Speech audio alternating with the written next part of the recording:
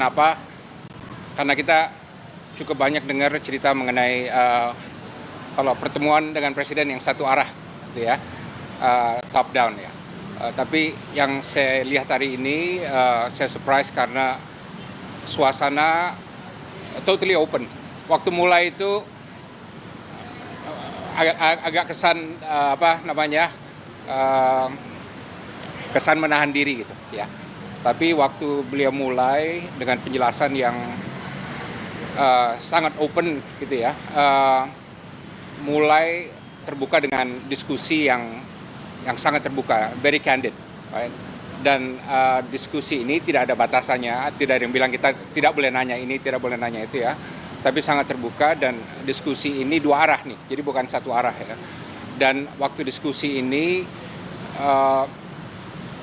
banyak dibahas mengenai resiko, ya, banyak dibahas mengenai opsi, banyak dibahas mengenai ranjau, ya, dan skenario-skenario yang bisa dihadapi Indonesia ke depan yang membahayakan juga, ya.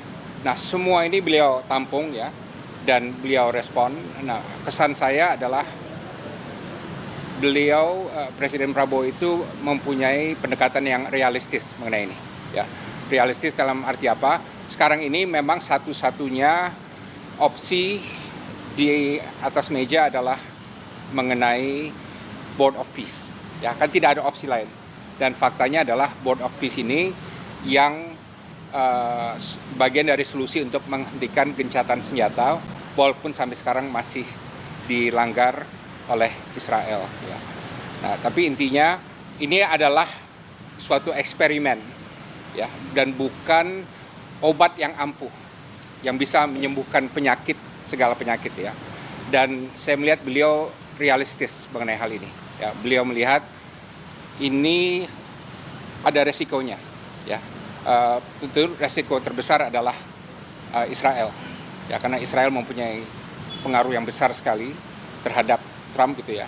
Tapi beliau menyatakan kami yakin kami bisa mengimbangi karena segala sesuatu yang kita lakukan, kita jamin harus ada kekompakan dengan negara-negara Islam.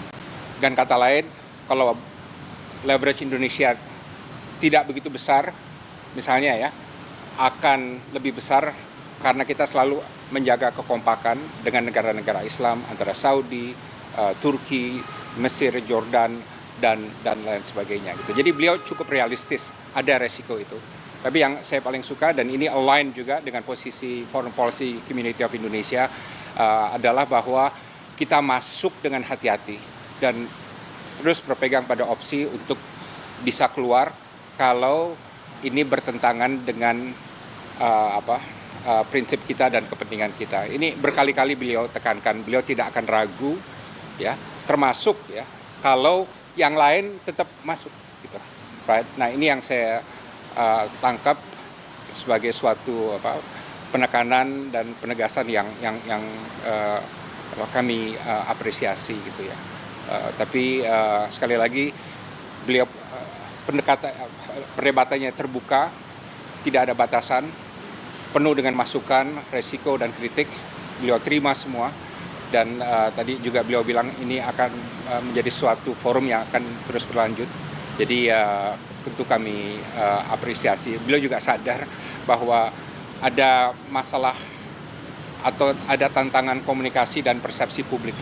Ya, beliau sangat terbuka itu dan memang emang tantangan berat nih, ya, karena banyak sekali suara-suara dan banyak sekali hal-hal yang tidak bisa diungkap ke publik, tapi tadi beliau ungkap secara terbuka dan secara apa adanya dan juga secara off the record. Gitu.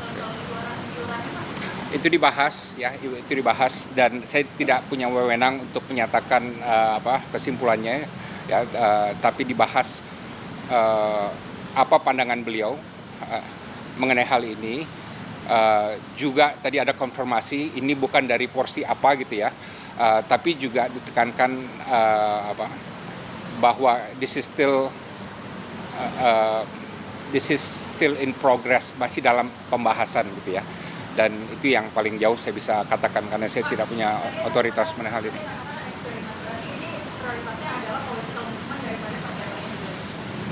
Ini adalah prioritasnya adalah political movement daripada perdamaian di Gaza. Tadi Anda katakan eksperimen. ya ini eksperimen dalam arti ini suatu formula di mana orang nggak tahu ini akan sukses atau enggak. Resiko gagal tinggi loh. Ya, resiko gagal tinggi karena berbagai faktor. Ya, karena berbagai faktor. Bisa faktor Trumpnya, bisa faktor Amerikanya, bisa faktor Israelnya, bisa faktor lapangannya, bisa faktor Hamasnya, dan lain sebagainya. Resiko tinggi. Kan kita nggak ada yang tahu apa yang akan terjadi. Right? Jadi saya katakan ini suatu eksperimen, dan eksperimen yang penting karena apa? Ini satu-satunya the game in town pada saat ini. Tidak ada formula lain, tidak ada solusi lain, tidak ada jalur lain. Jadi kan ini, nah ini itu salah satu resikonya tentu. Ya kan, ini kan resiko yang kita lihat ya, PBB membentuk BOP. Nah, tapi apakah BOP ini, makanya tadi saya bilang eksperimen ya, arahnya kemana nih? Ya. Ya, tapi kan di sini kan Oki tidak berperan ya.